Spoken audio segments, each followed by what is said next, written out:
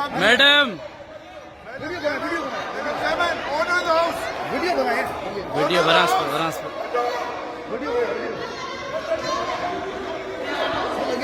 बना ना ठीक है।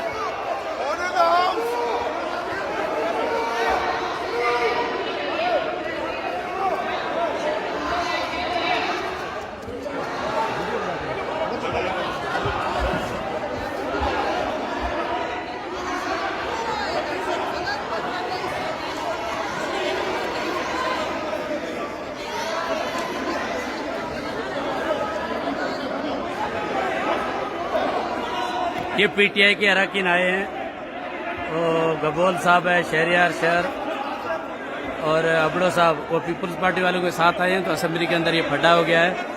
ये पीटीआई और पीपल्स पार्टी के मेंबरान आपस में लड़ रहे हैं, असेंबली के अंदर झगड़ा हो गया है, ये फड्डा हो गया है बड़ा।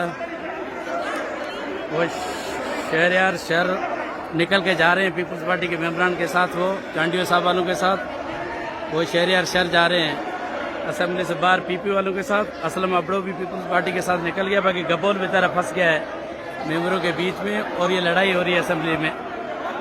पीपल्स पार्टी और पीटीआई के लोगों का फड्डा हो रहा है। ये देखें, ये देखें,